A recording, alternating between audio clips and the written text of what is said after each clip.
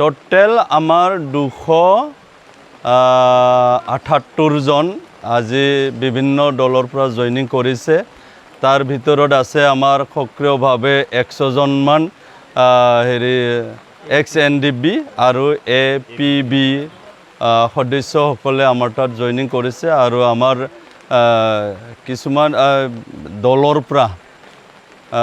পৰা ইয়াতে BPF BJP Congress তেনেকুৱা বিভিন্ন দলৰ পৰা আৰু 178 জন জইন কৰিছে। টোটেল 278 জন জইন কৰিছে আৰু আমি তেখেতসকলক UPPLৰ দলৰ হৈ প্ৰমোদ বড়ো ছাৰৰ হৈ আমি আকলি লৈছোঁ। আজিৰ পৰা তেখেতসকলে আমাৰ ফেমিলি মেম্বাৰ হ'ব আৰু UPPL দলৰ সদস্য হ'ব আৰু তেখেতসকলে জইনিং কৰাত আমাৰ আৰু গৈবাৰী ব্লক গৈবাৰী সমষ্টি আৰু অধিক শক্তিশালী হ'ব বুলি আমি ভাবিম। নিৰ্বাচনত আমি ইয়াতেতো আমি জাষ্ট ফৰ্মেলিটিটো অবজাৰ্ভ কৰিছোঁ। ইয়াতে আমাৰ লগত কোনো তেনেকুৱা নাই প্ৰতিদ্বন্দ্বিতা হিচাপে কেণ্ডিডেট নাই। আমি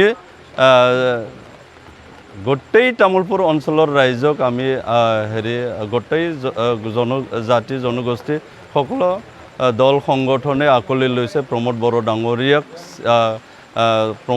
বড়ো ডাঙৰীয়াৰ কাম কাজত সন্তুষ্ট হৈ সকলো ৰাইজে ভোট দিয়াৰ কাৰণে সিদ্ধান্ত হৈছে।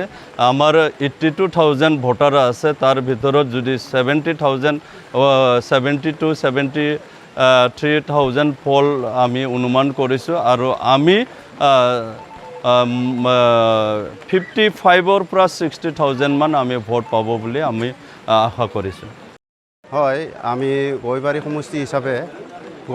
সমষ্টিৰ বাকী হিচাপে যিহেতু চিফ এজন পাইছোঁ, তাৰ কাৰণে আমি চিফ ছাৰকে আমি ছাপোৰ্ট কৰিম বুলি আগবাঢ়ি আহিলোঁ। আমি পূৰ্বতে APBয়ে কৰিম বুলি ভাবিছিলোঁ, কিন্তু APBৰ যি গৈবাৰী হিচাপে যি ষ্টেটাছ সেইটো একদমৰে নাই, জিৰ'।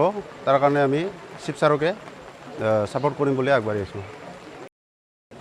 আমাৰ UPPL আমাৰ ভাল লাগিল সেইটোৰ কাৰণত।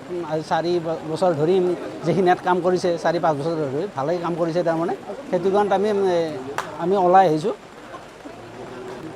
প্ৰমোদ বড়ো ছাৰে বহুতখিনি ভাল কাম কৰিছে, সেইটোৰ কাৰণত ভাল লাগিছে। আমি সেইকাৰণে ওলাই আহিছোঁ জইন কৰিবলৈ।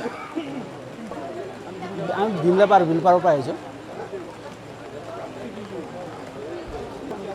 নিশ্চয় লৈ যাম।